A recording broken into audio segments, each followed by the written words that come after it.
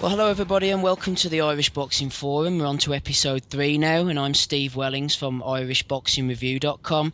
This is our second start. We've had a bit of a false start, so we're going to go again and see how we get on tonight. I've got two boxing brains with me in the form of Derek McKenna from irishboxing.com and Niall Doran from Doran's Boxing Blog. We did have Johnny Stapleton with us for a while, but I think Johnny's dropped off the call. We'll hopefully try and get him back on if we can. If he reappears, we'll let you know. But for the time being, Niall, Derek, how's it going, guys? We're all on. Looking forward to a night of boxing discussion. Oh, yeah. Of course. Excellent stuff. Excellent stuff. Well, without further ado, I suppose we'll get straight stuck into the Carl Frampton-Chris Avalos talk. We've spoken about it in the last two podcasts, really, but we're obviously into fight week now, coming up to the big Odyssey Arena show on Saturday night on February the 28th.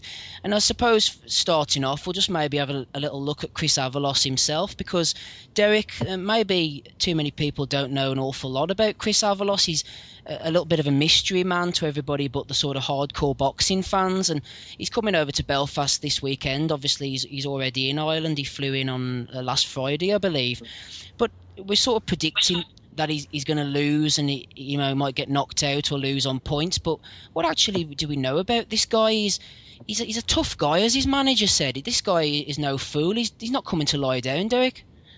Well, I think I said it on one of the previous podcasts, Dave, that you don't become mandatory challenger by being a bum and being not very good. So he obviously is very talented. His two losses have been controversial losses as such, and he's a tough kid. And you know yourself, you were at the last press conference where he talks a good game. He's very confident.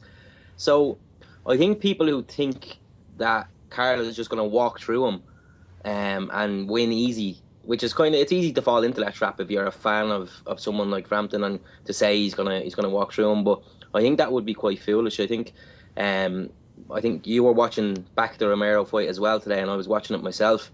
And I have to say, you see these fights and you don't pay much attention to them because you don't see him as a potential Frampton foe back then. But when you rewatch it back again, you say to yourself, actually, this guy is quite good. He's dangerous. He stalked Romero around the ring. I suppose his weakness is he does leave himself open a bit as he's coming forward, but he looks like a dangerous opponent, so he shouldn't be taken lightly by people.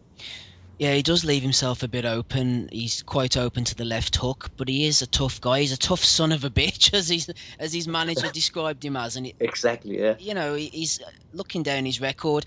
The two losses don't look good. I mean, we've got the Christopher Martin loss. To be honest with you, I couldn't tell you an awful lot about this Chris Martin guy. As Carl said himself, it's not the lead singer of Coldplay.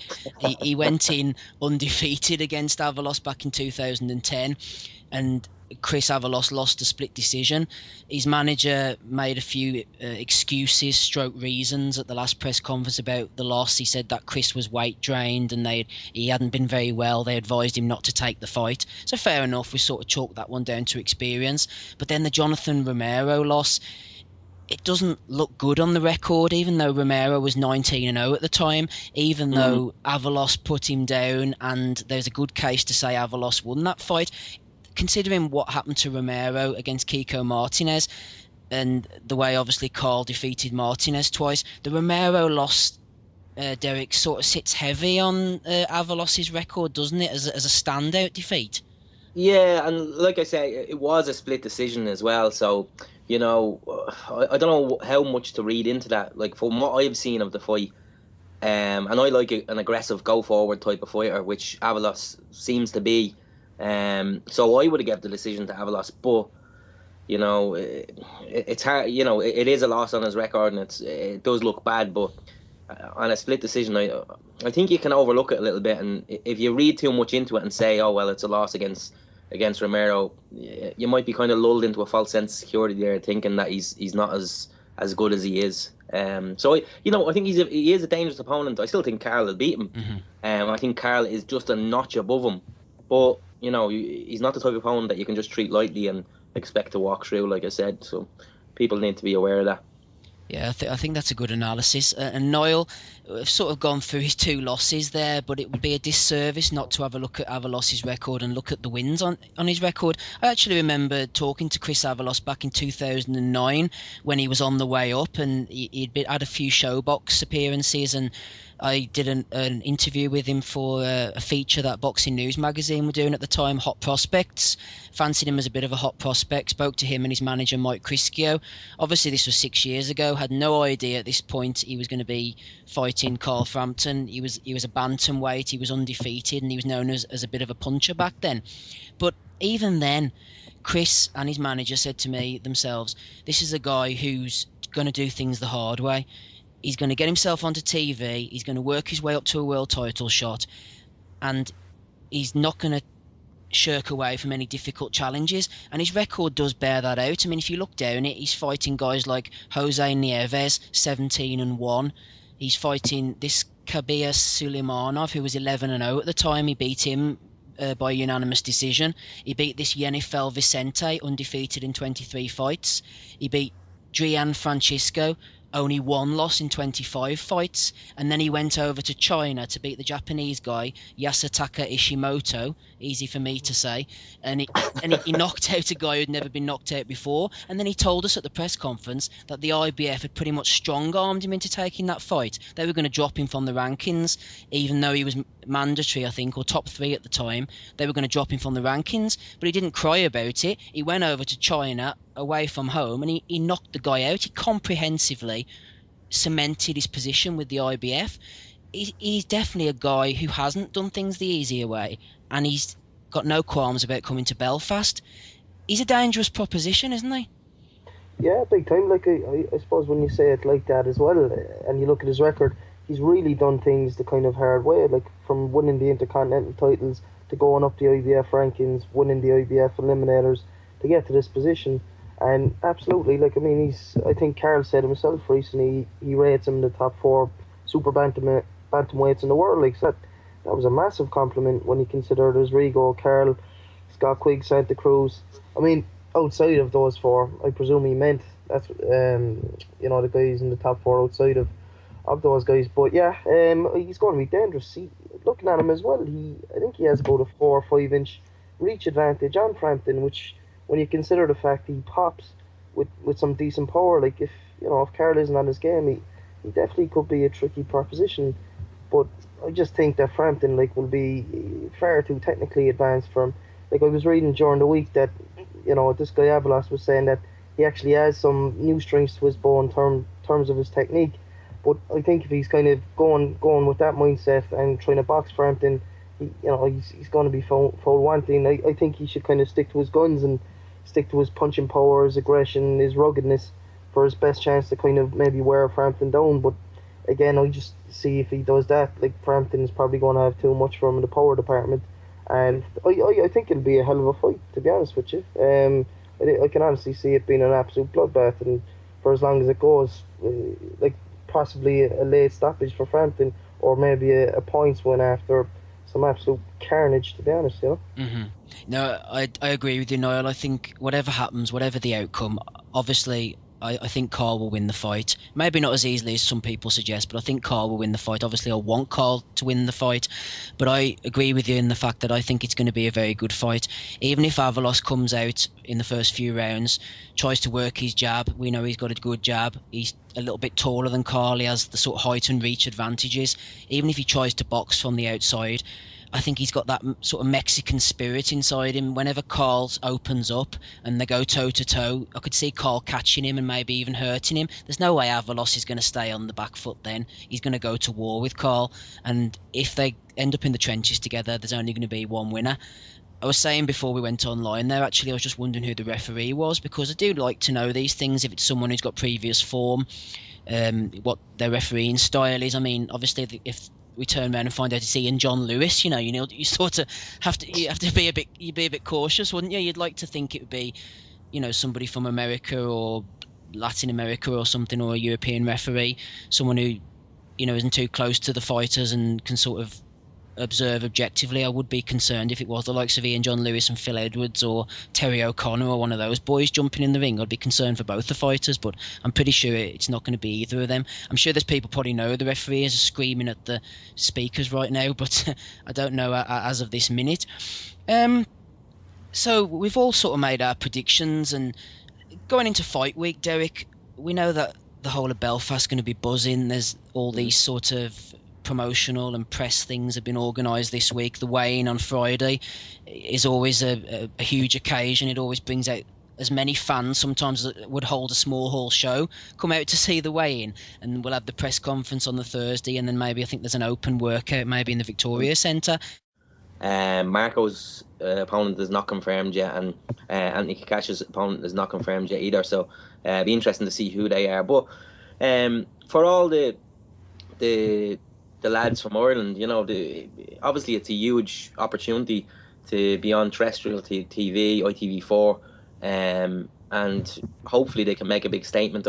Obviously we don't know the full details of the deal with ITV, whether they'll be back again or whether you know, you can't envisage if the next fight is Quigg after this that ITV would be screening it, but who knows? We don't know what that type of deal is. But yeah, it's a massive opportunity for all the other lads. So, which is great, is what Carl's done for Irish boxing, and it's hopefully further down the line what Andy Lee will be able to do for Irish boxing is having big shows here, and other boxers kind of piggybacking on the back of that success and making a name for themselves as well. Definitely so. Before we move on to have a look at a few of the other bits and pieces that you know, are on the agenda at the moment, I say we just make a final prediction. I'm going to go for, I think, Carl on points. I wouldn't be surprised if he stopped Avalos late, but I'm going to go for Carl on points. I think after a real bloodbath, a real great fight in front of a fervent Odyssey, the crowd, the atmosphere is going to be absolutely superb. What do you think, Derek? What's your fight prediction? And I suppose if I was to put my neck out there, and I think I said it before, Shane McGuigan normally gets it right, and he said he thinks Carl will take him out in round 7. I have a feeling that it will be the type of fight where Avalos will come at Carl a lot. Carl will catch him, wear him down, and I think he could take him out in around round 7 and 8. But I think it'll be a tough fight up until that point. But I just think Carl will be winning on the scorecards insofar as he'll catch him more with the cleaner punches, and then land big round 7 or round 8 and take him out. That's my prediction there. Fair enough. Niall, what about yourself? What do you reckon?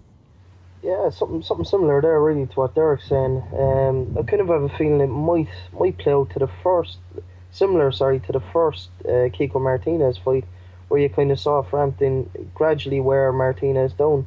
Whereas this time, I think it'll be a lot easier for Frampton to hit Avalos. Martinez, very good defensive boxer, but yeah, I kind of see Frampton probably having to survive a scare early on, possibly even go down for the first time, and you know, I'm going to throw that out there, or else at least be very hurt, and then come back and, you know, put it on the guy and go to war with him, and maybe around the 9th round it might take him out, you know. I love a big call like that. Yeah. Yeah, because like when you think about it, he's never really been hurt like as such. Like, I mean, he's taken some good whacks like in his career, but this guy really can punch, and he's really up for it. Like, he's 25 years of age. This is his big chance. Like, you know, it's his world title shot. I wouldn't be surprised if this is the first time we see Frampton have to really overcome some adversity. Not to say he hasn't done in the past. Like, I mean, he's been in tough fights, but in terms of like being stunned by one big shot, I wouldn't be surprised if we saw it, you know. Mm-hmm. Steve, can I ask you what fights are you looking forward to? Like, obviously, apart from the guys from Ireland, you have Dillian White and Denton Vassell on there as well. Is there any of those fights that you're looking forward to, or? Yeah, it's funny you should ask. I was going to ask you the same thing, but sure, I'll definitely jump in on that one. I'm not really looking forward to Denton Vassell, no, if I'm honest. He's in against a guy, a 37-year-old Viktor Plotnikov. I think he's a Ukrainian, over 12 rounds. Just basically, there's not really much local interest in this one. There's not even, you know, I mean, maybe there's a reason why he's on the undercard. I'm sure there is, but from a personal point of view, it doesn't excite me as a fight. I'm not really particularly that fussed on where Vassell's going anywhere down the line, unless he is being lined up to sort of fight one of the local boys. So I wouldn't be particularly enthused about that one. But saying that, the heavyweight fight between Dillian Whyte and Becca Lobjanidze, I'm looking forward to that one, actually. I was on the Boxing Asylum podcast last night, and Dillian Whyte was actually interviewed. He came on as a guest, and he is a former amateur opponent of Anthony Joshua. Mm-hmm. So there's a sort of little bit of a buzz going on about maybe them two fighting each other at some point in the future. I know that Dillian...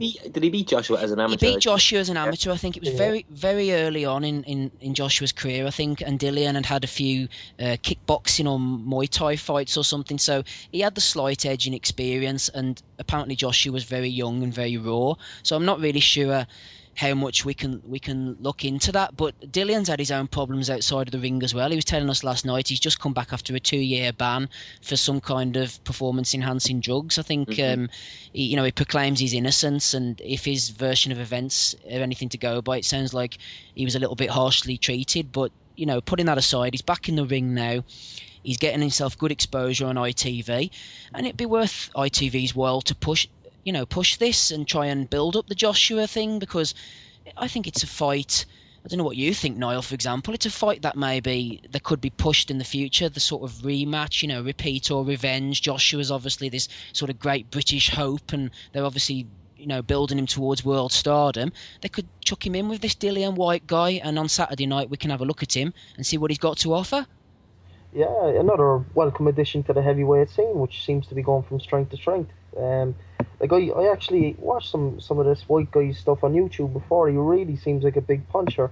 Going back to, I think he's 13 fights with 10 knockouts.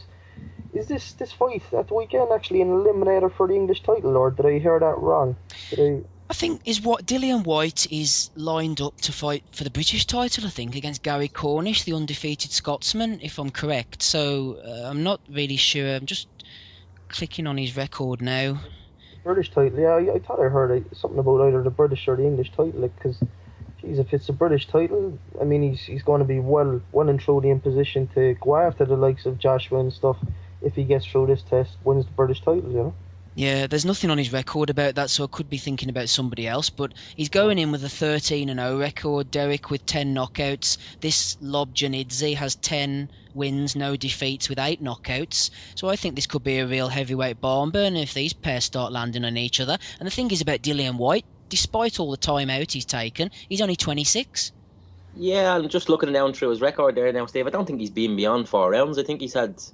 Oh, well, obviously, let me see. Oh, obviously he has, yeah, because he's won on some points. But he's all of his knockouts have come before the 4th round, and it's an impressive enough record. I didn't realise he was back last year. I didn't realise. I thought it was only his second fight back, but he actually had 3 fights last year, and he's had 1 fight already this year. Am I right in saying that, Steve? I think I am. I think you are, yeah. And also, apparently, I have the information here. The fight between himself and Cornish is a British title eliminator. Okay, so that's his next fight after this. That's his next fight after this, presuming he gets through this one.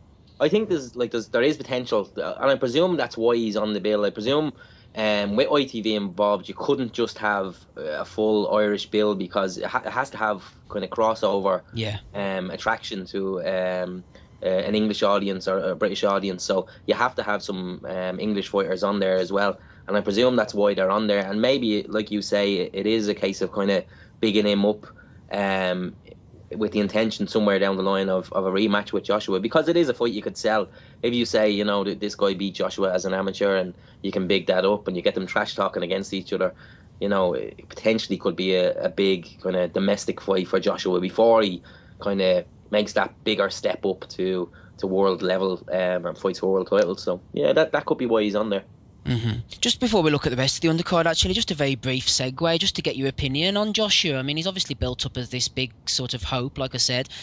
Some comparisons I've seen have been made between him and Frank Bruno. Other comparisons have been made between him and the likes of Mike Tyson. He's been brought into the Vladimir Klitschko camp for experience. It's well known that Klitschko brings people into his camp to have a look at them as potential opponents down the line. So he's obviously impressed with what he sees with Joshua. What do you think about him, Derek? I don't think you can be anything but impressed with him. I'm at times when I see prospects being bigged up, right, I'm reluctant to jump on the bandwagon at times, and I was that way with Joshua. I've been watching him, and every time he makes a step up, I kind of say, oh, well, maybe this is the time where we might find out. But I have to say, I've been just blown away by the guy. I think it's got to the stage now where every time he makes that little bit of a step up, he still just blows them away, and knocks people out, and he seems to do it with quite relative ease. So, I've been hugely impressed with him so far, and it would be nice to see him get a good test and to go. It was like why can't I think of the guy's name who just won the world title, bronze bomber? Deontay Wilder. Deontay Wilder. It was like him. What impressed me about him when he won his world title, he obviously hadn't been beyond 3 or 4 rounds, but then in winning the world title, he went to 12 rounds, and looked good doing it. So I'd love to see Joshua have a good tough fight. He maybe even took 9-10 rounds and maybe knock someone out then, but I'd love to see him and see how he gas out after 6 rounds. Those are questions that need to be answered. But yeah, I've been hugely impressed with him so far. They're talking about chucking him in, Niall, with Kevin Kingpin Johnson. Now, Kingpin is almost certain to take him a good few rounds. Now, it wouldn't be exactly exciting, and I don't think Johnson would put the pressure on him at any point, but that's the type of fight maybe Joshua needs if it is rescheduled, like apparently it is going to be. And then further down the line, we could see Joshua in with the likes of David Price or even Hughie Fury, who got a good win there in Monaco over the weekend. Absolutely, it was great to see Hughie Fury back. Actually watched a lot of the kind of pre-fight build-up with Tyson's father John being back in the camp. It was really interesting to see that whole dynamic the week beforehand, just with some of the IFL TV interviews and stuff. And it was interesting to see that Hughie Fury, the reason he actually was out of the ring so long was actually down to food allergy. They were actually trying to pinpoint what was wrong with him. As you may recall, like there was kind of some health concerns he previously had, which were believed to be kind of more serious than what they turned out to be. Like they sent him away for heart scans, brain scans, you name it. Like, and I think Peter Fury said they spent about 30 grand on sending him to the best specialist they could find. And in the end, it turned out that he was just basically allergic to gluten in his diet. They changed that around in his diet, and he started putting on weight. He started to be able to spar 10-round sessions. And yeah, last weekend, like, he was very impressive and got a good win, and another brilliant addition. Like, as I think he's only 20 years of age as well. Like. He is. He's only 20 years of age. He's very young. He hasn't even developed his man strength yet.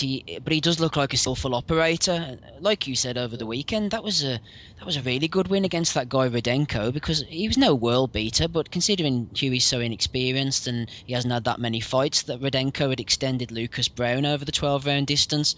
So for him to come back after that huge long layoff and fight an opponent of that caliber, that was fairly impressive. And I suppose while we're on the big guys, a quick word for old Tyson Fury. It's almost been forgotten once again, as boxing fans are having to suffer in that there's two big shows clashing with one another, and Tyson Fury's going in over in London against this guy Niall Christian Hammer. I don't foresee this Hammer presenting too many problems. He's got a few losses on his record. He looks small compared to Tyson. Tyson's just hanging around waiting for a world title shot, isn't he, while he has these numerous eliminators? Yeah, big time. Like, I think he's almost guaranteed a shot at Klitschko once he gets rid of this guy. And I agree with you, yeah. I think he's rated quite high in the rankings, so he has kind of earned this shot kind of with Fury. But as you say, like, giving away that amount of reach, and particularly the improvements Tyson's kind of showed in his last couple of fights. I mean, he really, in his last fight, like, I mean, against Chisora, he showed that he's kind of matured a lot, I thought, and his ability to stick to a game plan and really just do a professional job in Chisora. Yeah, I just see him really going through this guy inside the distance at some point, and yeah, it'll be interesting to see how Tyson Fury will actually match up with Vladimir Klitschko, because that'll be the big one for him, and will he be able to actually beat Klitschko? I'm not 100% convinced yet, but then again, though, he's got his father back in his corner now, who was released from prison a couple of weeks ago, so that might be a big boost for him, at least psychologically, maybe as well, with his training. I'm not sure what the role he's going to have in the camp is, but yeah, really looking forward to seeing Fury. I was just massively impressed with him, to be honest, against Chisora last time out. think he's improved immensely, and I hope, if he does beat this guy and gets a shot at Klitschko, that he can that he can do it, like, because it obviously would be great for an Irish, even though he's half English, half Irish, especially for a guy from this side of the world to beat Klitschko would be brilliant. Like, it'd be huge, and I hope that the reappearance of his father does have a positive influence and it does give him a boost. I wouldn't want it to present a sort of destabilising influence, because I think that Tyson sort of has his head sorted out now. He's got Peter Fury in his corner, who's a very positive, very stabilising influence, takes a lot of the heat off Tyson, takes him away to training camps. They seem to have really got things sorted there, so I'm hoping that he's not knocked off track. He's back active again now. He looked as impressive as he has in a long time against Derek Chisora. Now, Derek, I know that your namesake Derek Chisora looked pretty terrible that night, but yeah, you can't take it away from Tyson. He completely dominated him, used the jab, shut him down, and looked very impressive. And after the debacle of the two Hay fights being cancelled, the disgusting way I think that Tyson was sort of treated, pulling out on fight week, and he was left to linger and left on the shelf. It's nice to see him active, even if he's in against like a guy like Christian Hammer, who's not going to present him any problems on Saturday night. It's good to see him back in the ring and fighting again. Yeah, he's another one of these fighters who, like you say, you have to feel sorry for him a little bit, because the amount of cancelled fights that he's had, obviously with the Hay ones, and then the last Chisora one where his uncle got sick and I think ultimately died. Yeah. And that one had to be cancelled as well. And he definitely deserves the world title shot. And I don't know, is he gonna get it after this one? I know him and Deontay Wilder were trash talking on Twitter during the week. I don't know whether you've seen that, but that was fairly entertaining. Be great, wouldn't it? Be great, that. Yeah, I think that more so than Klitschko. I'm not a big Klitschko fan. He doesn't excite me at all. Whereas Fury and Wilder, I think that's a fight that really, really could sell big time, because that whole kind of Irish, British, American thing against each other. I think it would be a massive, massive fight. It's one I'd rather see than to see him fight Klitschko. But I don't know an awful lot about Hammer, I'll be honest, because he's fought an awful lot in Germany, and I don't get to watch fights that happen in Germany an awful lot. And but hopefully he gets through this one unscathed, and then he should really have a world title shot after this. But whether it happens or not, I don't know. He seems to have an awful lot of bad luck that things fall through on him and things go wrong. But he definitely deserves a shot. Even I think I was listening to David Price during the week, and he kind of acknowledged himself. He says Fury definitely deserves his world title shot. He hopes he gets it, and then Price is looking for a shot of Fury after that. But that's something that's further down the line. But yeah, hopefully he gets a shot after this. Mm-hmm. Well, Hammer has a few decent wins on his record. He's beaten the aforementioned Kingpin Johnson on points. I have his record up here. He has a win over Konstantin Erich, and he has a win over the guy that David Price beat, I think, on Saturday night as well. So he has reasonable form, but can't see anything other than a Tyson Fury victory in that one there, really. Just before we move, we've gone off on a few tangents there, but sure, that's okay. Before we move off the Odyssey Arena, just quickly, Derek, is there anything from the undercard that takes you fancy? Obviously, there's no opponents yet for Marco McCulloch and Anthony Kakachi, so it's hard to talk about their fights. Paddy Gallagher gets a decent one, Conrad Cummings as well. Just sort of ticking over for the boys. I'm looking forward to seeing Anthony Kakashi again. I've not seen a lot of him, and everybody raves about him, so I'm looking forward to seeing him again and seeing him put on a good performance. So it'll be interesting to see who he's up against. Hopefully it's a decent opponent, and it's good matchmaking there that we get a decent fight. I know Paddy Gallagher is talking up his opponent a lot and saying he has his work cut out for him, that Aguilar is a really tough opponent.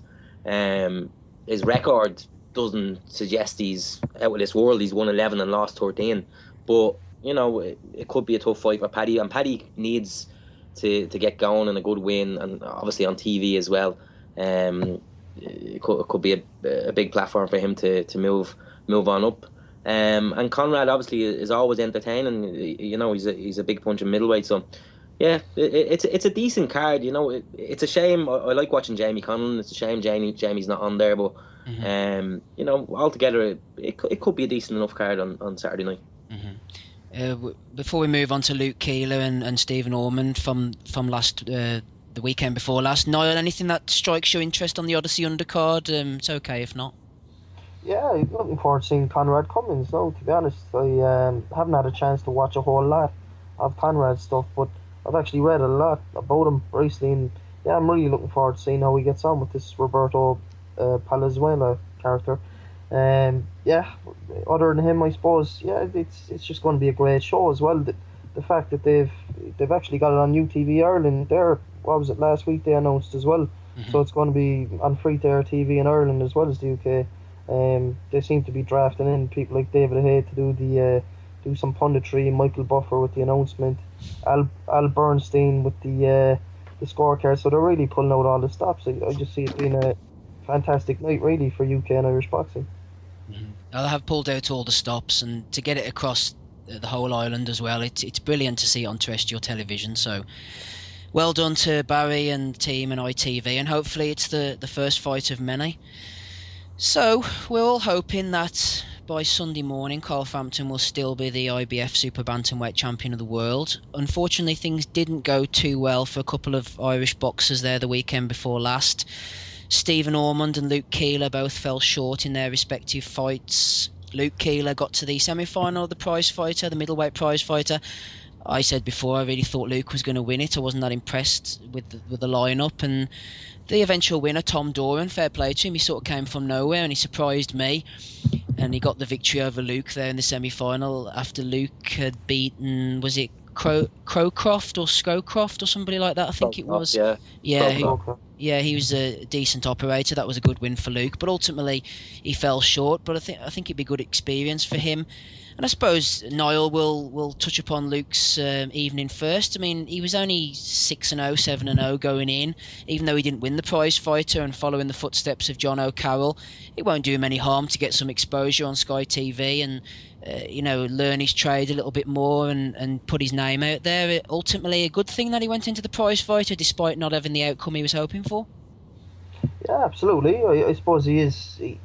Correct me if I'm wrong, but he's signed now at Matchroom Sport, like, isn't he? I think there is some kind of a deal, Derek, is there in place? Yeah, that's. I don't know whether the deal is signed yet, but it's more or less on the table. It's just to be inked. I think it's. As far as we understand, it's a very similar deal to the one John O'Carroll has signed, a 3-year deal, 5 fights a year. I don't know whether that's now set in stone, but that's what we understand is what's going to happen there. So, which is great for Irish boxing as well to have 2 Matchroom fighters there. It does lay the basis of shows in Dublin in the future. So. Yeah. So yeah, Niall, I was on the night. I think Luke's performance, he fell between 2 stools. I felt he was either quite aggressive in some of the rounds and he came forward and he threw a lot of punches, or he was too passive in the rounds. There was no sort of middle ground. Again, this will all come with experience for Luke. This was just my observations. He spent too much time sort of on the ropes and maybe just flicking the jab and not doing enough. He just needed to find that middle ground in his performances. So, as you were saying, he will get that experience from going over and fighting guys over in England rather than just sort of beating up sort of Latvians. He will benefit from the experience. Oh yeah, big time. It seemed like he damaged his hand as well, kind of early on in the tournament, which was kind of unlucky for him as well, which may have been a contributing factor to that kind of back and forth, like you mentioned, being either really aggressive or a little bit passive. And he seemed in the first fight that he did win. Like, I mean, he was chucking a lot of uppercuts at that character, Crowcroft, and yeah, it's I guess kind of maybe if the hand, I'm not sure that he break it, but he definitely tore ligaments in it. Did he? Like, yeah. I mean, it definitely seemed like that it affected him, and as it would do anyone, I'm sure. Like, I mean, damaging your hand in a tournament like that, especially where you're going to be wanting to throw really powerful punches and try and get a guy out of there because it's only over the 3 rounds. That probably did go against him unluckily, but as you say, like, great experience. He's on the verge of signing with Matchroom, and I'm sure there's going to be many big fights over in the UK for him, and hopefully maybe here in Ireland as well if they decide to come back and do another show. So yeah, future's bright really. Like, he's only 27 years of age, and great experience for him to get early on in his career. He's only lost 1 fight on his record, so yeah, plenty of time to come back. What sort of thing would you do with him, Derek, if you were Eddie Hearn and Matchroom? Would you look to sort of push him towards a fight with the likes of Eamon O'Kane or Anthony Fitzgerald? I know Anto's supposed to be moving down in weight, or he's obviously he's not going to be able to fight the likes of Conrad Cummings because of promotional issues. But what sort of direction would you look to be pushing him in? It's difficult to say because you don't know whether the reason that he is signing two Irish fighters now is if he's looking towards building an Irish base and maybe fighting them here from time to time, or whether he's looking to keep them as kind of stock fighters in Britain and they be matched up again. You can imagine 4 or 5 fights down the line he could be fighting the likes of John Ryder or those type of fighters. But I think with prize fighter we did learn a lot about Luke. Well, I thought, in the first fight he quite clearly hurt his hand and he still won the first fight.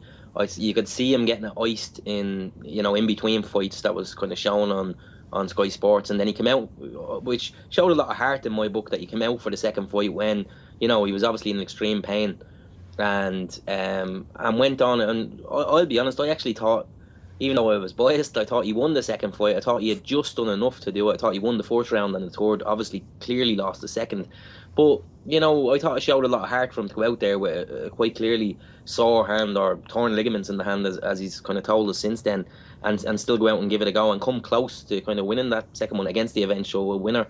And obviously, Matchroom were hugely impressed with him. Eddie Hearn is after offering him a contract now, and they obviously have high hopes for him. What direction they're going to push him in, it's hard to know. But obviously, for us to be a little bit selfish, it would be nice if they have an idea of kind of fighting them here in Dublin, and we can get some big shows in here. But I don't think they'll rush Luke. Like you say, he was only he was 7-0 before he went into prize fighter, I think. So he's still relatively a young professional, and I don't think there's any need to rush him. If they're offering him the same deal as Carl, of a 3-year deal, 5 fights a year, that's another 15 fights that they're potentially offering him. So I don't think they'll rush him too fast. I think they'll just step him up nicely and build for his future. Mm-hmm. Well, it's great to see Jono and Luke obviously getting these opportunities, and I believe we've got Damien McKinley from Boxing Mad magazine joining us on the call now. Damien, are you there? Yeah. Sorry, apologies. My voice is a wee bit racked, so it is. We'll not tax you too much then. We're just briefly talking about Luke Keeler there. Actually, did you see Luke's performance in the prize fighter the other week? What did you make of it? Yeah, sorry, mate. I thought he'd done well. I didn't catch too much of it now. I just seen his the first fight. He was the quarter final, but it was impressed enough with him. Excellent stuff. Well, if the old voice sounds like it's going a bit there, Damien, so we'll jump into the Frampton-Avalos stuff, I think, which is what you've come on to talk about. Thanks very much. Right. So, what do you make of it? We're on to fight week, obviously. You'll no doubt be at the press conferences, I'd imagine, this week. It's going to be a big fight atmosphere. What's your overall thoughts of the fight itself?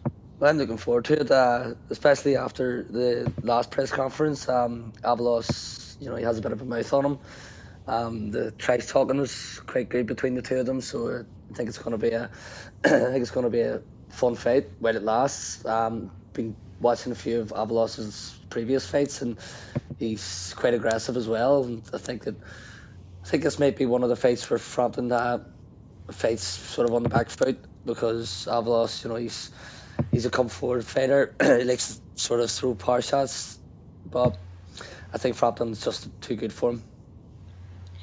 I was saying that I thought it might go the distance. I'm getting convinced more and more the more I talk to people that Frampton's maybe going to stop him. What sort of round do you think that the stoppage will come if it does?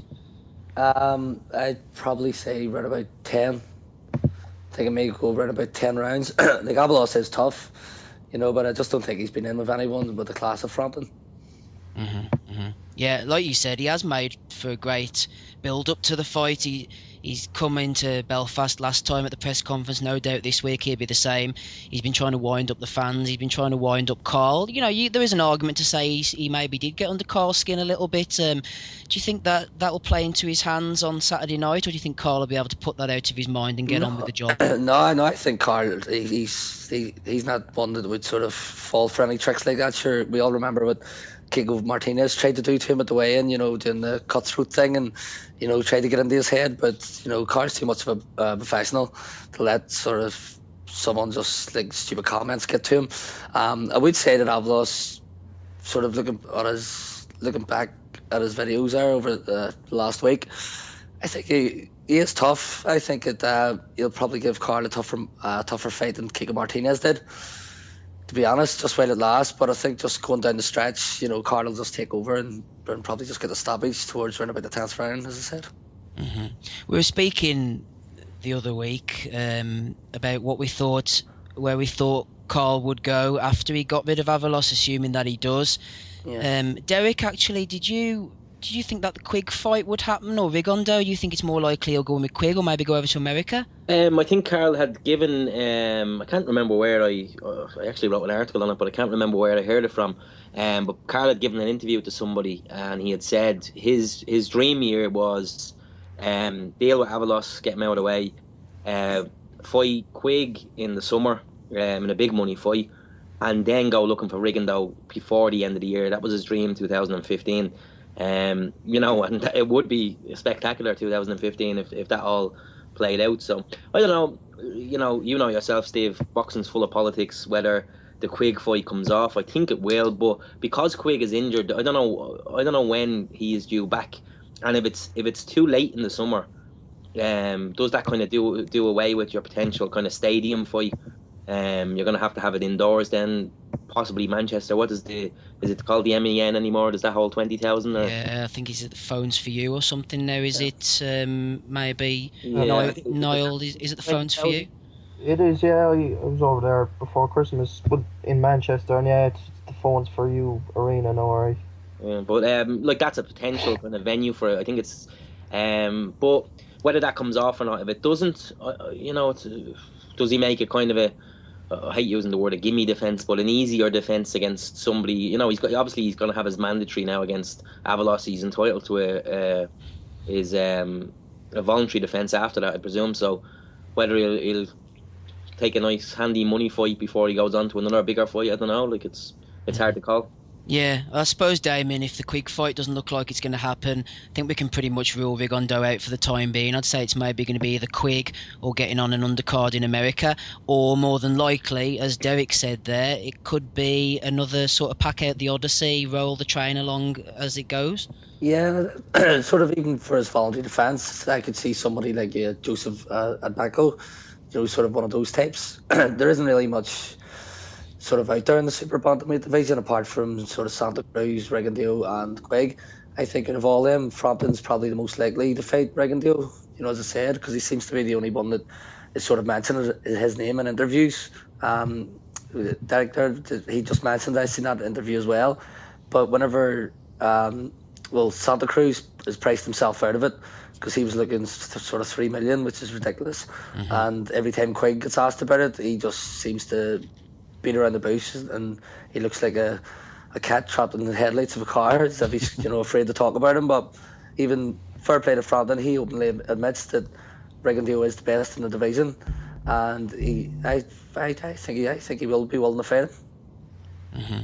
Is there anybody on the undercard actually, Damien, while we're at it, that sort of spikes your interest? Any of the Irish guys, or maybe White or Vassell, who's coming over to fight? I haven't really had a look at the undercard as yet, sort of, because I haven't been well. But I have to have a look at it and see who's on the undercard first. I know that Jamie Conlon pulled out. Yeah. So I was looking forward to seeing him. Is Marco McCulloch? Marco McCulloch's on it, but he hasn't got an opponent yet. We've got Conrad Cummings, Paddy Gallagher. Oh, yeah. Anthony Kakachi as well, the other one. What's the guy? Is he Conrad Cummings? The guy he's fighting's unbeaten, isn't he? Yeah, he's unbeaten, but he's like sort of 3-0 with one no contest. Although he did get a first round knockout of a 7-0 guy in his last fight in Switzerland, so he might be handy. But it's hard to tell off these records until you actually see them in the flesh, isn't it? Yeah, I would rate Conrad as well. He seems to be he's going punch perfect at the minute. Sort of have high hopes for him too. Definitely. Well, Damien, we'll let you go because I know your voice is killing you, but I appreciate you coming on. Is there anything else you want to add in before you go? Any sort of Irish boxing related news or anything? No, just wait until sort of next week. Hopefully all goes well for Carl, and hopefully he looks good, because being on ATV, you know, I think he needs to make a big statement. You know, I think a knockout would be perfect, and hopefully it's not something doesn't go wrong, like a cut or something that ruins it. You know, it's big time boxing on ATV, so hopefully the crowds take to him, you know, and he pulls in more fans and we see more of it on terrestrial TV.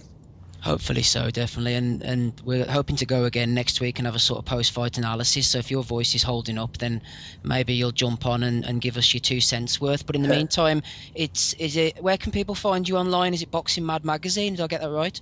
Yeah, just at Boxing Mad Mag on Twitter, right, dead on. Yeah. Thanks very much, Damien. Appreciate you coming on. No problem, Steve. Cheers, mate. Okay. Speak to you shortly. Thank you. Thanks, bye. That's Damien McKinley. That's great. That's our first caller, so we're rocking now, boys. We've discussed Luke Keeler there. We'll just roll on, Niall, to Stephen Ormond's performance. We briefly touched upon Stephen. It wasn't to be. It was such a strange ending to the fight, wasn't it? I predicted Terry Flanagan would win. I thought it would be a really tight points decision, and it looked like it was going that way. There was nothing in it. I think I had Flanagan up a point or something, and then Stephen started throwing the head in. Now, I think that referee Steve Gray, he's a good referee. We've seen him over here. Does a lot of WBO title fights. I think he was a bit hard, sort of quick to deduct the point off Stephen without giving a warning for the head. But once he deducted that point, once he was on Ormond's case, it was really down to the Dubliner to, watch what he was doing, and he did start recklessly throwing in the head, didn't he? Yeah, it was a bit disappointing. I remember I was watching it in a friend's house, and I thought Steve was doing really well. He was in the fight, and as you say, that first point that was taken away, the ref didn't really give any warning for it as such, but after that he did warn him, I believe once more before he chucked him out in the 10th round. I thought Ormond was doing really well. He was pushing Flanagan back, considering he was the smaller man at times, which I thought was really impressive. It was clear he had faster hands. He was at times letting some great combinations go. Flanagan, I suppose, at times was countering nicely with stiff jabs, but I had it very close. If it wasn't for the point deduction, I would have probably, like yourself, it was roughly a point. I think I had Ormond ahead by. I suppose obviously I wanted him to do well because he's an Irishman, and I suppose frustration got the better of him down the stretch. It was a little bit of a bizarre. I can't remember the last disqualification I saw because of a headbutt in a big fight like that, I suppose, where the winner was guaranteed a shot at the world title. And yeah, it was a bit of a bizarre one. Even afterwards, he didn't really. The two guys embraced. He wasn't. There was no complaints from Pascal or himself or anything. It was just kind of just one of those things. I guess frustration got the better of him. But I still believe he's got a great chance of coming back and having another run at the thing, because I personally thought he should have beaten Terry Flanagan. I think he's a better boxer than Terry Flanagan, to be honest with you, and I thought it was quite clear at times when he was pushing him back, using fast combinations. He was just a more skillful boxer, and he was pushing a bigger guy back as well, and I hope he can come again. Niall mentioned frustrations there, Derek, and I think a lot of the frustrations were probably born out of the fact that Terry Flanagan was doing an awful lot of holding. He was throwing punches, he was tying up Stephen, and the only way Stephen could get out was sort of by throwing the head up. Do you think that I was frustrated watching it? Do you think that the referee should have been stricter on Flanagan's holding? Yeah, I think hindsight on that is a great thing. During the fight, I was frustrated at his holding as well, but I was kind of saying, I wasn't screaming at the TV saying the referee should warn him, although looking back on it now, I'm saying, maybe he should have been warning him, especially if he then went and took points off Ormond for getting frustrated and using the head. Ormond, he had a lot going on in his head before that fight. I didn't know until afterwards. I think it was his grandmother got buried on the morning of the fight. Right. So there's stuff like that going on. Then, I thought it was a very, very close fight. Possibly, a point either way would have been, you could have had Flanagan. Some people had Flanagan up by a point. Some people had Ormond up by a fight. I found it really difficult to score the fight. I can see why Steve got frustrated, but once you get a point taken off you, and then to go out and do it, 2 or 3 times after that again in quick succession was a bit silly. But yeah, frustration did get the better of him. It was a bit strange actually, Steve. I don't know whether you heard this or not, but there was apparently the scores were released onto BoxRec afterwards, and the scorecards had Flanagan up by 88 to 80 points. Which I asked Pascal Collins about it the other day, and he thought it was crazy as well. He don't know where that score came from, because they were under the impression before Steve got deducted his point that he was a point down going into the 9th round. So he was a point down, and then he got a point deducted, so he would have been 2 points down going into the 10th, which meant he still could have won it if he won the 10th, the 11th and the 12th rounds. So extremely close fight. I think Stephen will definitely be back. I think, as I said, boxing is a strange kind of world where, just because you've dropped down the rankings doesn't mean that you won't get your world title shot. If you think back maybe 6 months ago or so, Andy Lee was dropping down to light middleweight. He had no intention of fighting at middleweight anymore. He wasn't in the frame for a world title, and then fought for one. So, strange things can happen, and I think Steve, that might be a blessing in disguise, getting beaten by Flanagan, because people might look at him now and kind of go, well, he's 2 losses on his record. It might be an easier fight to take than someone with an unbeaten record. So yeah, Stephen Ormond will definitely get a world title shot, and he'll be back stronger because of that fight, I think. I hope he is. I thought that those scores were a spoof. I did see those on Twitter, but I thought that's absolutely ridiculous. I can't believe that. Those must have been the only 3 people in the arena or watching the fight from any position who thought that was the case, because I had Flanagan a point up, but that was because Ormond had the point deducted, so it was effectively an even fight, and everybody on Twitter, everybody online, no matter who you spoke to, all said there was a point in it, maybe 2 either way. Yeah. So to hear those scores is ridiculous. I mean, Niall, talking about Terry Flanagan, I suppose he's now going on to fight. It'll be probably for the vacant WBO. He's not going to fight Terence Crawford, is he? Terence Crawford's going to vacate and move on up, I would expect. And I think Juan Diaz is back, isn't he, to fight a Japanese guy in the Eliminator? Yeah, I mean, he's a good chance of winning the thing. And going back to the holding, all right, I forgot to touch on that. That was very, very annoying to watch, all right. I mean, that I can see how that would have frustrated Steve Ormond a lot, but yeah, big chance for Flanagan to win the title, I suppose, against that guy. As you say, Crawford's moving up, and Crawford would have been universally the best lightweight there is. I don't think anyone would really dispute that. I'm looking on BoxRec there at the scorecards. They're actually still up on BoxRec as 88-80 for all 3 judges last Saturday. So I presume that was legit. I would have thought it was a spoof like yourself as well, but they still have it up in BoxRec. So if that is true, I mean, that's borderline criminal, how they could have judged a fight like that, to be honest. I wasn't aware of it, and it's kind of funny just looking at it there, 88-80, all 3 of them. Dave Paris, Emil Thiet and Pavel Cardini, so yeah. That's pretty mad. It's remarkable, isn't it? I don't know about the other 2 guys. They don't have any previous form in my book, but Dave Paris doesn't surprise me. I've seen him officiate and referee many a time, so that doesn't surprise me at all. But I suppose if we've got nothing else to add on the Keeler and Ormond losses, we'll maybe put them to bed, and hopefully both guys will come back stronger. I think, like we've all said, really, there's no great harm done despite the losses to both fighters. I think they're still in relatively strong positions, and it's not going to do their career prospects too much harm. Derek, we were hoping to obviously get a word with Johnny about this, but you will do just fine.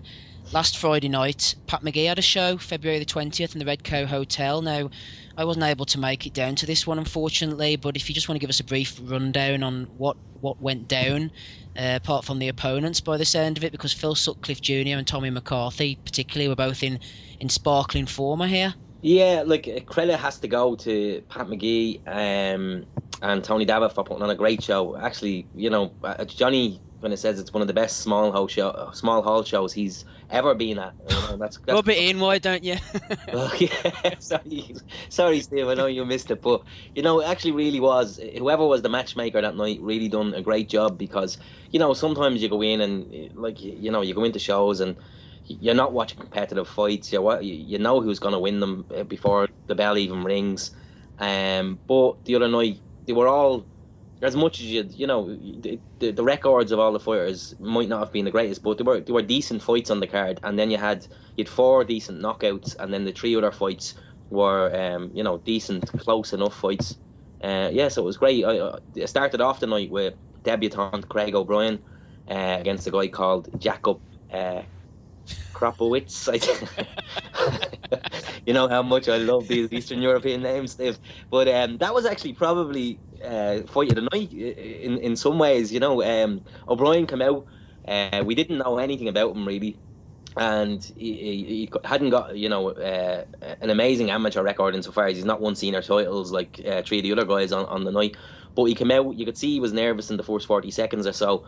But he showed great footwork to, you know, to avoid punches and stuff like that. And then once he settled, you know, started landing beautiful punches himself, cutting off the angles of the ring, and it turned into a really great scrap. So it was a great way to start the night. Then you had the next one up was Gerard Whitehouse. I'm not sure if you know, he's Andy Lee's cousin. Have you heard of him before? Yeah. Yeah, so he was up. I think that was his second pro fight. He fought once up in, I think he's up in Belfast. Patrick, wasn't it? Downpatrick, yeah. That's the one. He looked good as well. A good scrap as well. Impressive enough. You know, it's nice watching these fighters who you don't know anything about, and then you know they get in and actually really impress you in the ring. So, and you know, both of those fighters had huge, massive crowds. And Craig O'Brien, I think, had sold upwards well over 100 tickets. Whitehouse, his whole support had the whole VIP area to themselves. There was so many of them in the VIP area, so it was good. After those guys, you had another debutant, Stephen Shorty Carroll. Again, he looked a little bit nervous to start off with, was a little bit flat-footed in the first round, got caught once or twice, but as the fight went on, it developed into a good scrap, and he came out and won it in the end. But yeah, good performance with him. Then you had Steve Collins Jr., who I was really impressed with Steve Collins Jr. On Saturday or Friday night. His head movement was excellent. The way he cut off the ring, and you know, you can see when he lands punches that they have power in there. Like, you know, and like I spoke to Steve afterwards, and he said, you know, he's been going into fights looking to do damage to people and to hurt them, and he hasn't been hurting them. Whereas in this fight, he's been listening to Pascal, just telling him to relax, and it'll come. And that's what he did. He went in there to enjoy himself and just relax. And he said, and that's how the knockout came. When he stopped trying to hurt someone, he actually did hurt him. So, yeah, it was a really good performance by Steve. Who was next up then? I think you had Tommy McCarthy after that. Mm-hmm. Tommy's knockout. I'm sure have you seen the video, Steve? I haven't seen it yet. No. It's on our website. The video of Tommy's knockout. It's a cracking left hook. It was going 6 rounds. It looked like Tommy was, I wouldn't use the word pedestrian, but Tommy had said he was kind of looking for the knockout for the first 5 rounds, and it wasn't coming. But then he said to himself in the 6th, I'll just concentrate on throwing fast punches. I'm not going to look for the knockout. And again, when he stopped looking for it, is when it came, and he caught the guy with a cracking left hook that sent him to the canvas. It's always the way, isn't it? Yeah, it's a pleasure to watch that actually. If you get to see the video, it's really good. Then Phil Sutcliffe, I actually thought Phil Sutcliffe was going to be top in the bill, but he was the second last fight of the night against that guy Terry Needham. Now that was kind of being built up as a big step up for Phil Jr. That guy Needham, I think, had 8 fights, won 7, and the one he lost was lost on a cut or something like that. So yeah, you know, he came with a big reputation. But Phil, like, you know, he keeps on impressing more and more every time you see him. The power he has in those hands. He knocked the guy down with his second punch of the night within 8 seconds, and then later in the round, put him down with a stinging body shot, and then caught him. Phil says he wasn't down, but he was on the way down, as Phil likes to do. And the referee waved it off after that, and that was really impressive in the manner in which he took that guy out of there. So, that was great. And then the final one of the night, the big sexy, and I think it's his third knockout out of 4 fights. he did. It was a bit of a strange way the way it finished. It looked like Sean had hit him with a low blow. I don't think it was very low. It was on the kind of borderline of being low. The guy stopped, dropped his hands, and Sean just pounced on him. And it was like as if he was looking for the referee to jump in, but Sean wasn't waiting around and caught him with 2 or 3 punches, and the guy was kind of asleep on his feet. So yeah, a great finish to a great night, an excellent night of boxing. Excellent stuff, Derek. Thanks very much for that breakdown. I think Phil Sutcliffe's going places. Niall, I had him on the front cover of the 2014 Irish Boxing Review. I sort of had the cover sorted out a long time in advance. I think it was after Phil fought on the Frampton parody undercard, and that just rubber stamped his potential for me. And then of course he had all the hand injuries and the problems, and he was missing in action for months on end, and a few people were saying to me, well, why have you got Phil Sutcliffe on the cover for? And I think now he's come back and he's just shown why he is this explosive talent in Irish boxing, and another great performance. Obviously I'm not going to put you on the spot, Niall, because you're in the same position as myself. He didn't see that one, but great win for Phil, great win for Tommy. Just briefly, Derek mentioned the Steve Collins Jr. win there. He's obviously trained by Pascal Collins, as is Gary Spike O'Sullivan, Luke Keeler, Stephen Ormond. Your man Gavin Casey, I think, was down interviewing Pascal recently, wasn't he? What was the conclusion there? What did Gavin sort of unearth down at the Celtic Warrior gym? Yeah, Gavin, he's from Cork, but he's up in Dublin there for college, and yeah, he went along to the Celtic Warrior gym for a day. He spent practically the bones of half a day there. He got on great. Like, he was speaking to, yes, he spoke to Pascal, he spoke to Michael Conlon, who was actually down there sparring with the guys as well. Mm-hmm. He spoke to Stephen Ormond, and he also spoke to Luke briefly. And yeah, he just got a great insight into what the actual gym is like. Like, I think he in total he wrote about 3 pieces. Probably my favourite one he wrote was kind of the one on the gym itself, and also the one on Pascal. Pascal gave him some great time, sat down with him, spoke to him about kind of his philosophies as a coach, the guys that kind of inspired him when he was getting into coaching, and it was just a really insightful kind of trip he seemed to have. Like, even from when he was saying that when he actually got out there, he didn't realise it was kind of, it was above, I think, a local shop, he was telling me, and he was standing in the right place the whole time, but he couldn't actually find the place, even though he was, he was standing right next to it. You wouldn't think it was, I suppose it was his first time there, and he was just saying it was a really, really unique experience, and he was seeing the guys sparring as well, which was, he was saying, was quite impressive. Like, the guys they were all, like, a lot of them had big fights coming up, and to see them spar, he said, like, the standard was just exceptional, like, world class sparring. And yeah, it was brilliant. Like, if Pascal or any of them are listening, just thanks very much for giving us the chance to kind of do an interview, really, like, with all you guys. And I hope to kind of get up myself maybe in the next couple of months and do a couple of bits and pieces myself, Yeah, we definitely look forward to seeing that.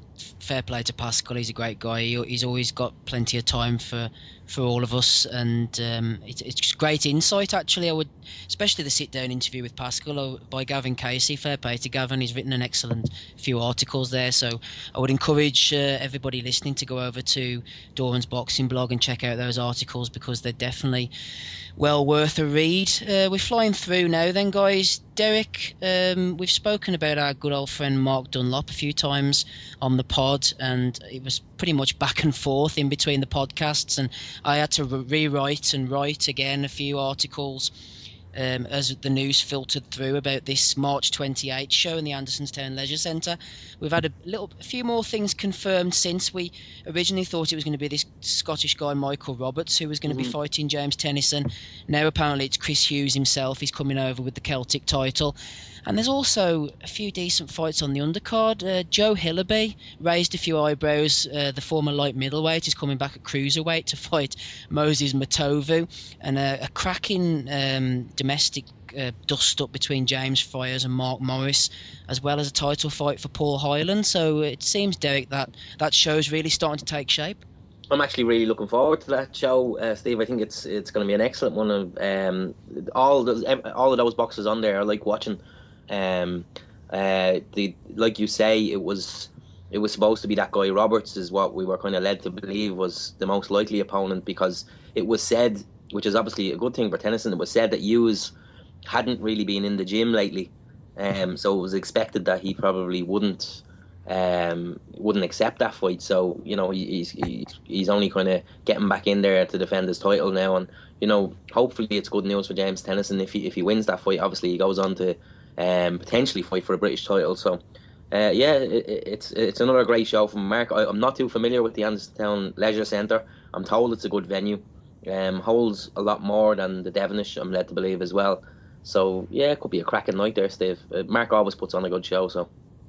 He does, and I think he's looking at this as a sort of step up. Obviously, the Ulster Hall doesn't seem to work out for whatever reason. I think there's various fees involved, and Mark's cut out this nice little niche for himself in the Devonish with all the West Belfast boxers. And now the Andersonstown Leisure Centre is a natural progression, a natural step up, and I'm hoping we'll see the likes of Paul Hyland fighting for an Irish title, the likes of D. Walsh moving up to British title level. And that's a cracking scrap between Mark Morris and James Fryers. Mark Morris is a big puncher. We've seen him on the Holiday Inn shows, on Alan Wilton's shows. And he's going in against James Fryers, who's not a big puncher, but we all know he's a former quality amateur and a real high-quality technician. So it's great to see that the sort of chucking the Irish lads in together. They can learn so much, and there's local pride at stake, and it's going to be a great fight and a great night all round. We're going to move on to the world scene very shortly. Niall, before we speak about Mayweather-Pacquiao and then the Murray-Golovkin fight over the weekend, just briefly a word from yourself if you have anything to comment. Con Sheehan, we've spoken about Con before. He's got himself a manager. He signed with one of your fellow Cork residents, Mr. Gary Hyde, who's got a really eclectic stable going at the moment. Obviously, Guillermo Rigondeaux is right at the very top of this, and the likes of Yuri Kalenga as well, and Hassan and Dams fighting for a world title as well. It's a buzzing stable for Gary, and it's great to see Con getting this fight. I think he's making his debut this Friday night on Eurosport, if I'm not mistaken. Yeah, it's a great signing. Great to see Gary signing an Irish fighter. Yeah, the big man from Tip, it'll be professional debut this Friday, or is it Friday night or Saturday night, or this weekend? It's this weekend sometime, I think. I could be mistaken. I thought it was Friday. It could be Saturday.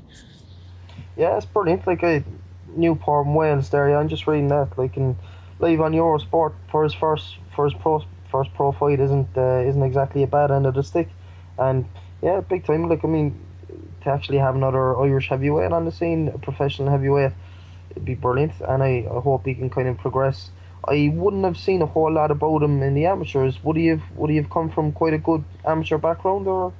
He does. I've seen him quite a bit at the seniors. I'm sure, Derek, you've seen a bit of him as well. What I've been impressed with him myself is that he's a good mover for a big guy. Even though he's a big fella, he moves very well. He's got good footwork, throws a lot of punches, and he's proven himself at amateur level, and it's great to see him making that step up to professional level. Do you think he's got the punch and the size to make a difference with the big guys, Derek? Well, obviously, very well respected amateur. I think, and once you have a good amateur pedigree, you would expect them to make the turnover well. But I think we have to just wait and see with him.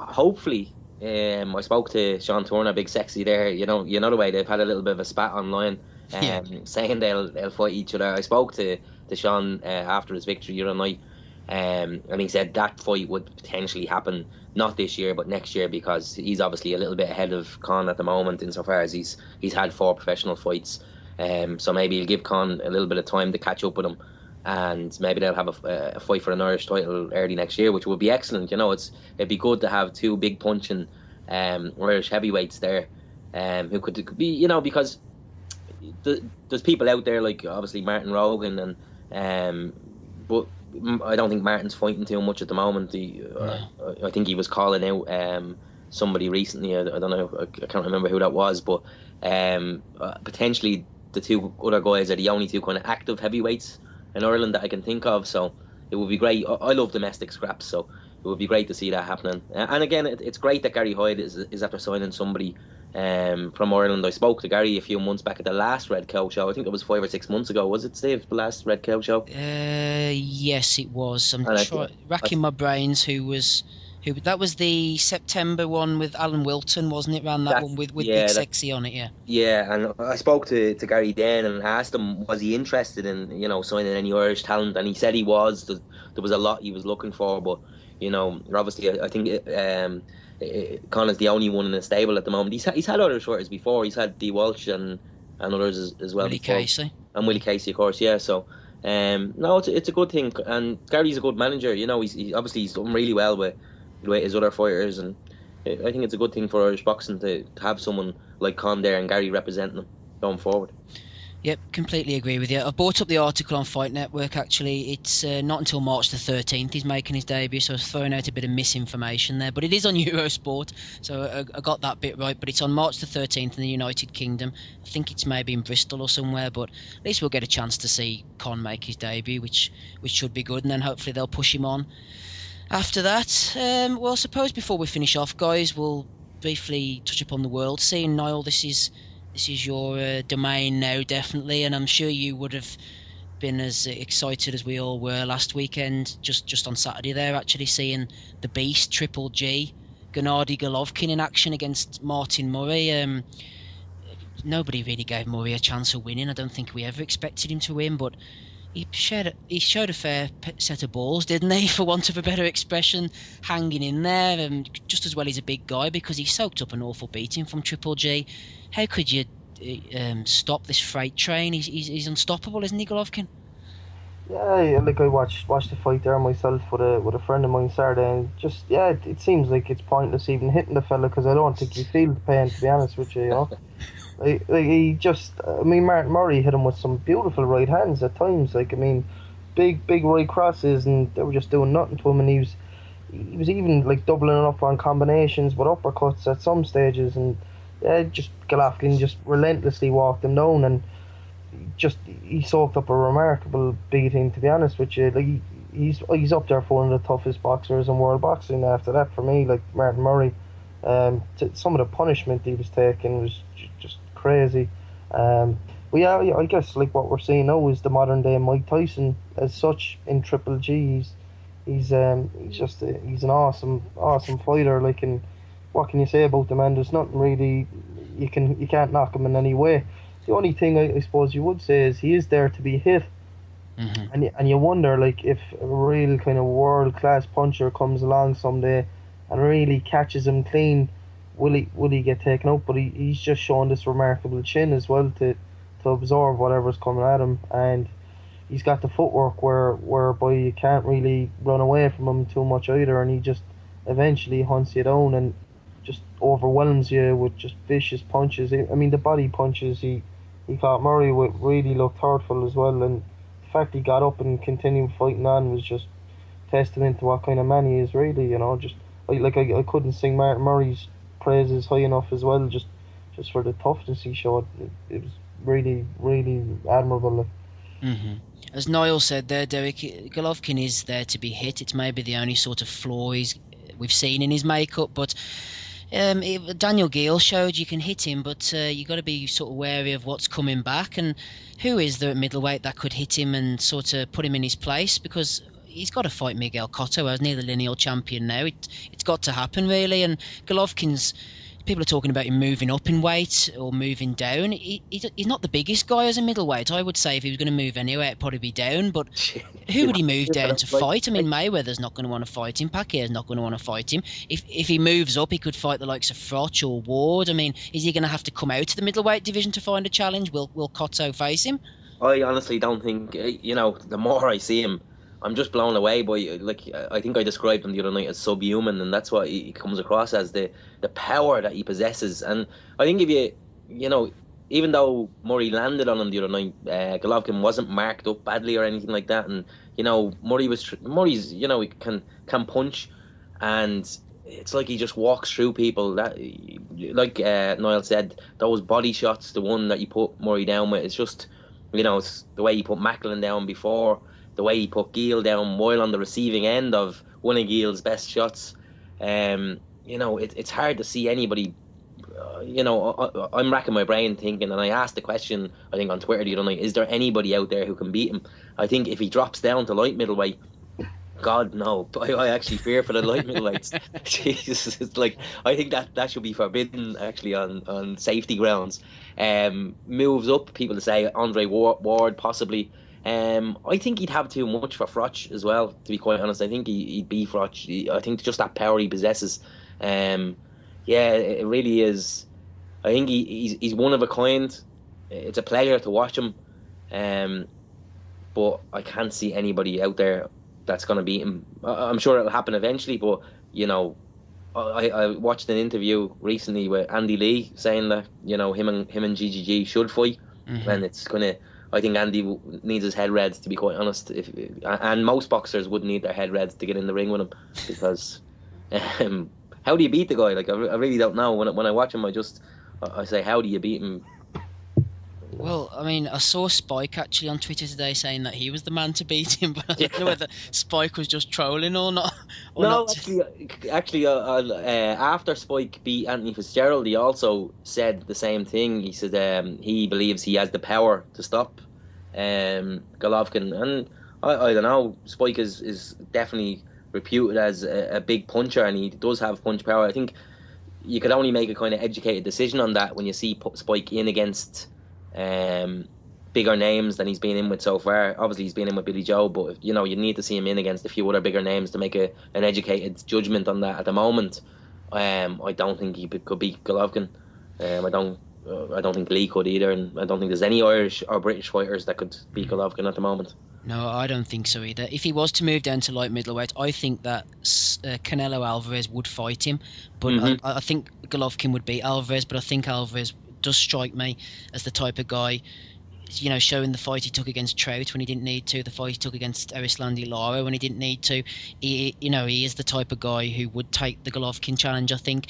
And the one thing, Niall, that I would be concerned about with Golovkin is he's blowing all these guys away, but is he wasting his prime on sort of lesser opposition? That's the one thing that would concern me. It's great to see him knocking these guys about, but I would hate to think that by the time he does sort of coax these bigger names into the ring, that his prime will have passed him. I think if he does fight Miguel Cotto, it'd be too big for him, and it's not just his punch power though, is it?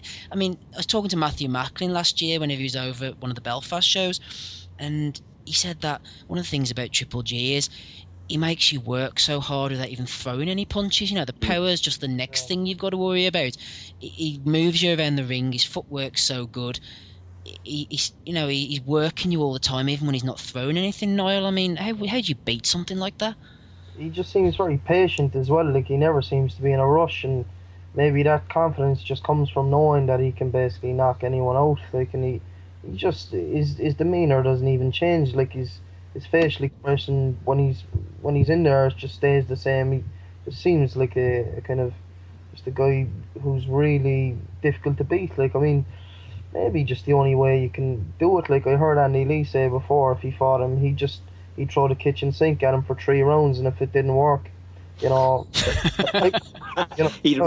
Like, might as well just go for broke, like, and just try and have a street fight with the guy. And look, if he knocks you out, he knocks you out, but at least you're going to have a chance of beating him, because, like, even going the distance with him, like, I mean, I'd say Murray was quite a bit behind on the cards there at the weekend. Like, it's hard to see how you could even beat him on points or outboxing, because he's got that footwork and patience, and he's got a good work rate as well, like, with the power.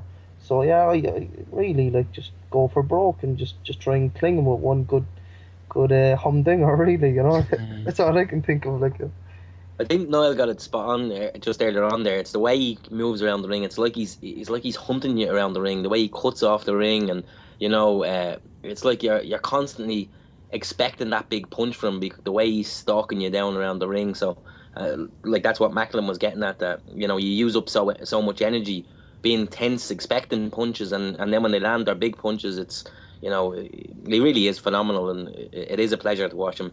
And like Niall said as well, fair play to Martin Murray. He's one tough man. There's a lot of people saying his trainer should have got him out of there beforehand. I'm not sure what you guys think about that. I think as long as I don't know. I'm one of these that likes to see a fight go on until a fighter can't go on to a certain, not in a dangerous way, but he was still throwing punches. But I think when the decisions came by the referee, it was the right decision. But a lot of people like Matthew Macklin and others think he should have been pulled out of there maybe 2 or 3 rounds before that. I'm not sure what you guys' opinion is on that one. I'm not too sure about that. Oliver Harrison's an experienced cornerman, and I do have the faith in him that he would have pulled Martin out, knowing his fighter, if he thought he was really starting to wilt under the pressure. I don't want to see people getting a senseless beating, but I never really got the impression, Niall, I don't know what you think, but I never really got the impression during that fight that it seemed to come at the right time, the stoppage, and Murray himself seemed to accept it. Harrison accepted it. He'd given everything he could. It was getting one-sided. I think it was stopped at the right time. I thought that myself. I suppose as well, as I was watching it, you know that Martin Murray is super tough, and you almost know that he can kind of take it, and as well, it's a world championship fight. Like it's what the guy's sacrificed his entire life to get to. I always believe, give a guy every single chance possible in a world title fight, because you never know, you mightn't actually get the opportunity in. But yeah, I thought it was correct. That right hand that GGG hit him with prior to the stoppage, you could really see his neck twist viciously, when he got hit by that. And yeah, I thought it came at the right time, to be honest. Mm-hmm. I did as well. Well, lads, before we finish off for the night, thanks again for the discussion. We will talk about the fight, I suppose, so that there's a few people actually don't want to talk about this fight, like the Boxing Asylum podcast I mentioned earlier that I go on. They've degraded sort of Pacquiao Mayweather down to fighter A and fighter B status, such as their disdain for the fight not happening. And I mean, Derek, I was reading something on the internet today actually about the fight, May the 2nd. It's going to be a huge event, probably the biggest event really of that's generating the public interest outside of the hardcore boxing fans, probably since Lewis against Tyson, I would say. Even though obviously Lewis and Tyson weren't at their best, especially Tyson, but for name-wise and recognition-wise, it's absolutely huge.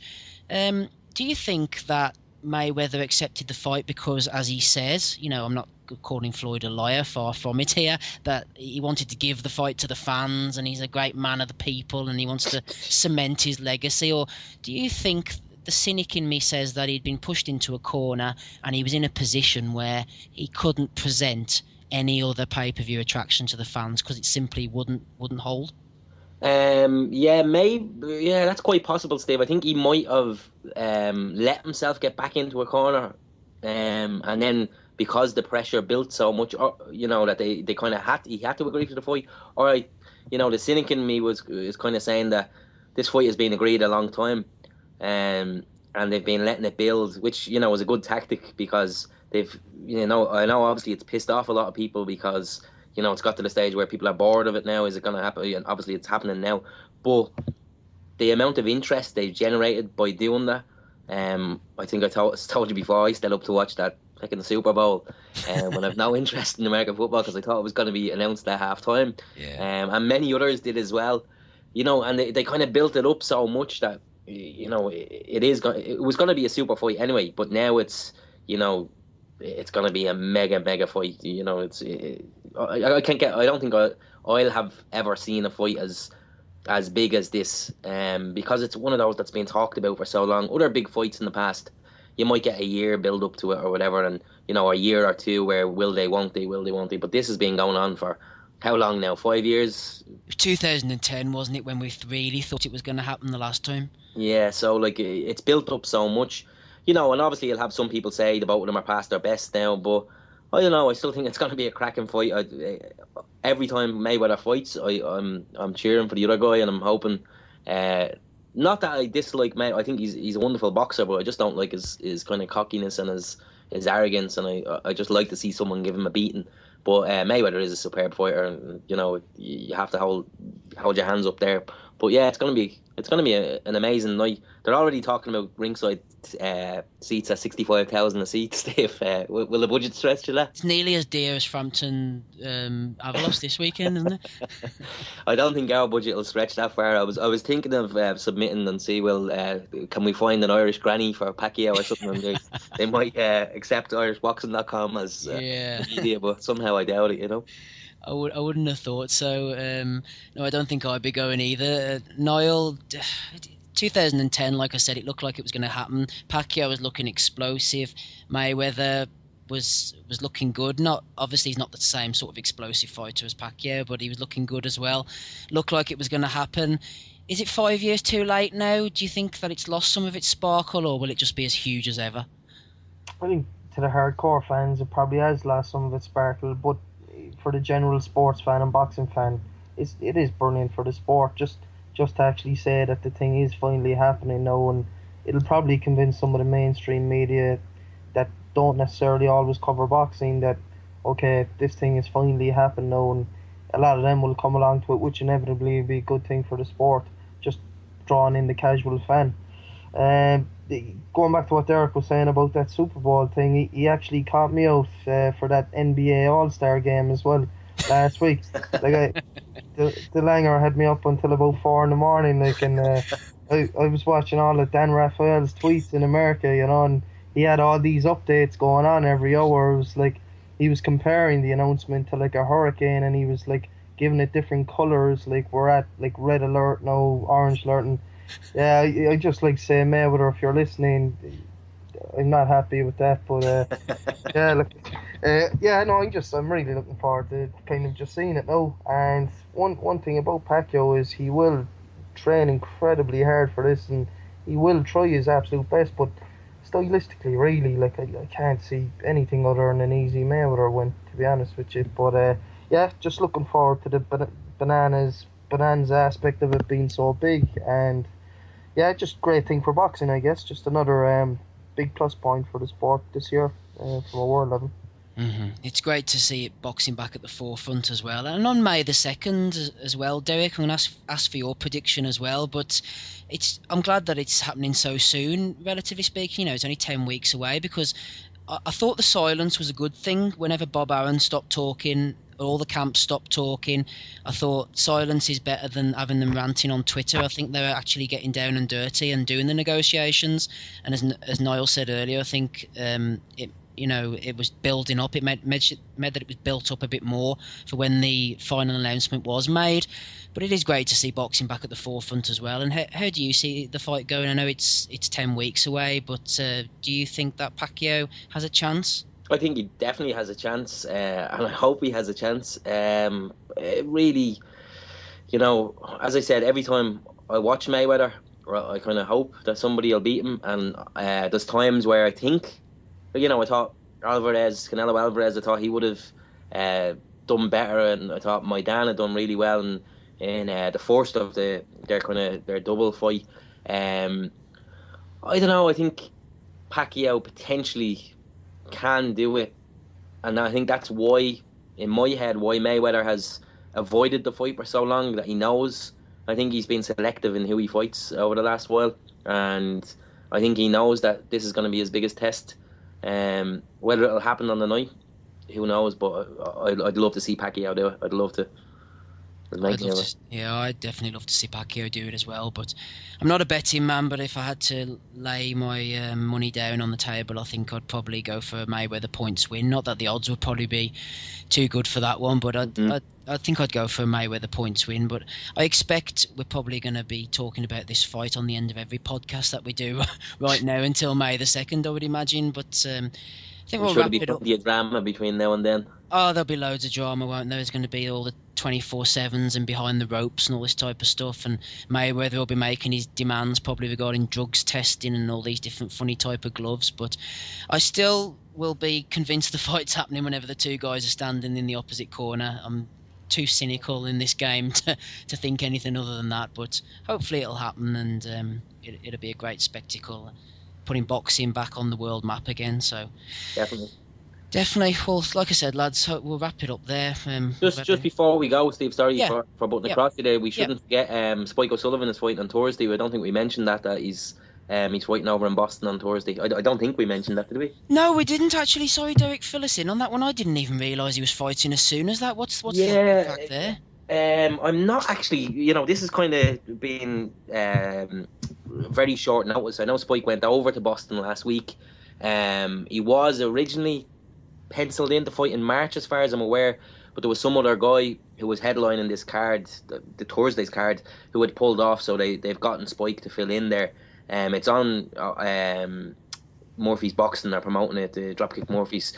who are going to be working with Spike now. I'm not sure, does Niall know any more about it? I'm not too sure who he's fighting, but he is headlining the bill as far as I'm aware on Thursday evening, and he's getting good exposure over there. I think he was on NBC today and stuff like that, so he's talking a good game as well. I think he put out a great tweet there during the week. If the Americans like or Bostonians like Conor McGregor, wait till they get a load of me. So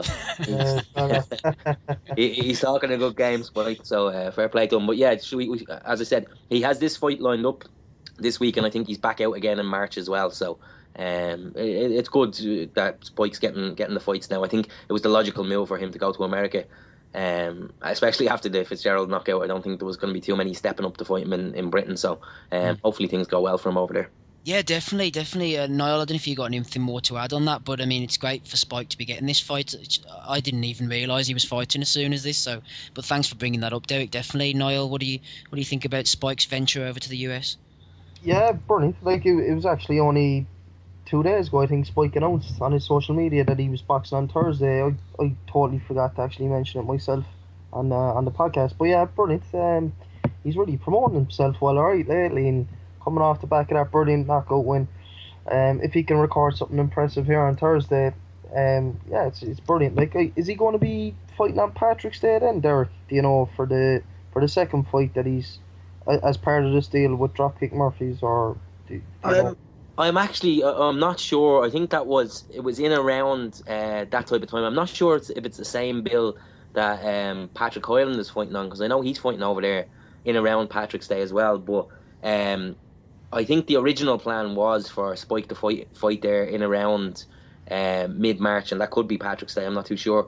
And then, as I said, the guy who was headlining this show on Thursday had to pull out with an injury, so they drafted Spike in to headline instead. So that's, Johnny was the guy who done the story on that on the website, so I just kind of vaguely know what's happening there.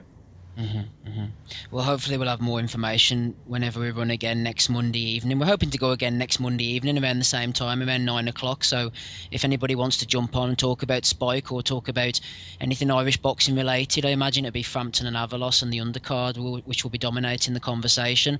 Just add me on Skype, steve.wellings, or add any of the guys, and we'll put you onto the Irish Boxing Forum group.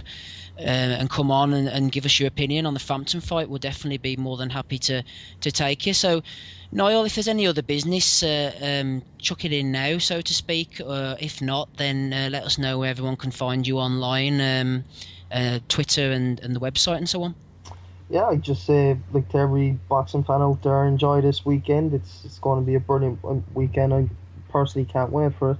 And yeah, you can always catch us. Our website there is doransboxingblog.com, and on Twitter I'm at Niall Doran. So yeah, feel free to add away and enjoy the boxing this weekend. Excellent stuff. Thank you very much, Niall. We'll put all the contact details in the show notes as well.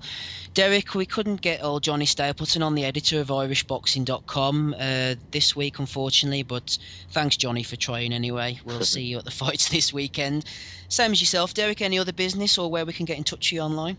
As always, you can get me at Derek McKenna on Twitter or at irishboxing.com. It's going to be a great week this week, Steve. Can't wait. It's massively busy for us, but really enjoyable week as well. I love big fight weeks and the build up to it. There's always a good build up in Belfast, and as you well know, Steve, the crowd up in Belfast are excellent, and it's always a brilliant atmosphere. We'll also get a bit of Sweet Caroline, I'm sure, thrown in there, so that'll make Johnny happy. Yeah, so Irish boxing is booming at the moment, Steve. So it's great for all of us, and long may it continue. Yeah. It hasn't been buzzing as much since, for a personal level, since the sort of Brian Peters RTE days. I've really got that sort of big fight feeling back again, which is fantastic. Also, I'd like to say thank you to Damien McKinley, who jumped on earlier from Boxing Mad magazine.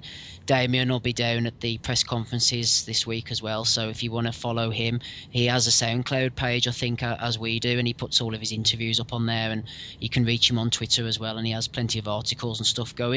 Just a shout out as well for a few of the other boys. I'll give a mention as well to Leonard Gunning. I know Leonard I think he's got the old Boxing Island going on Twitter. He doesn't have a website anymore, but you can find him on Boxing Island on Facebook and Love Irish Boxing on Twitter. Known Leonard for many a year now, and he's always got a fair few opinions to put across, so you can engage with him on Twitter. and the Four Thumps guys as well. I'm not looking at them as a rival podcast by any means. We sort of stick together over here. There's no rivalry as such. So, Kev Byrne, Kieran Gallagher, and Eric Donovan, who run the Four Thumps podcast. I've got a link to it on Irish Boxing Review website. I know Derek and Johnny have got one on the irishboxing.com website as well. So definitely go along and give that a listen. They do some superb work over there. So it's definitely worth listening to. So I've been Steve Wellings. You can find me on Twitter at irishboxreview or irishboxingreview.com, where we have all 4 books out so far. You can buy them off Amazon if you want to, or you can download the digital copies for free and put them on your Kindle.